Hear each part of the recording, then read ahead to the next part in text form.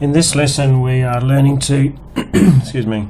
In this lesson we are learning to use de Moivre's theorem. Now, de Moivre's theorem is a pretty handy theorem when it comes to complex numbers in polar form. Let's have a look at the theorem. It says if Z1 equals R1 cis theta 1 and Z2 equals R2 cis theta 2.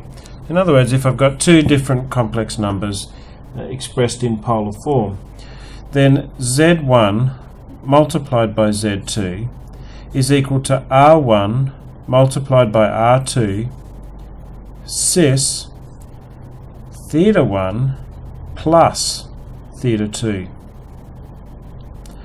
So if we're multiplying two complex numbers in polar form, I multiply their moduli and we add their arguments. Now, what if we were to divide complex numbers in polar form? Well, we divide their modulus, cis theta 1 take away theta 2. So we subtract their angles, their arguments.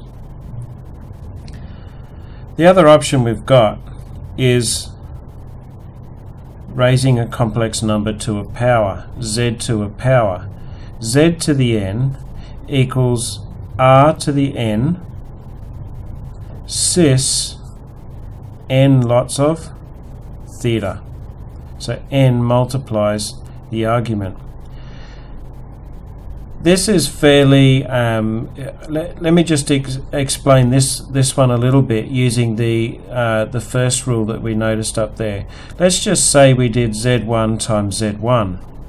Z1 times Z1 would be R1 times R1 cis theta 1 plus theta 1,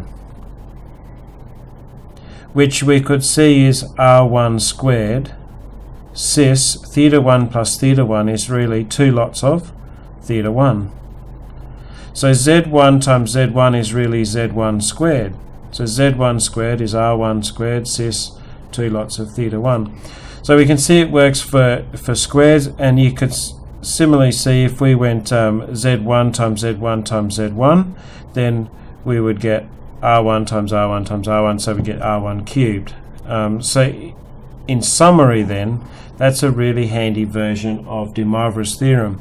Now you'll see in some examples we'll do a bit later, this is one of the reasons this is so handy is if we need to raise a complex number to a power that is either really large or fractional, then this rule actually is very, very handy. You can imagine how difficult it would be raising a complex number such as 2 plus 3i. If I had to raise, if z equals 2 plus 3i, z to the power of 10, 2 plus 3i to the power of 10 would be quite a lengthy process to work that out, expanding it out the long way, using your distributive law. Whereas here we could convert it to polar form first, and then use z to the power of 10, r to the power of 10 cis 10 times the argument. So de Moivre's theorem is a particularly handy rule, but these three here you need to know, and you'll be using them quite frequently. In the next video I'll look at some examples of using de Moivre's theorem.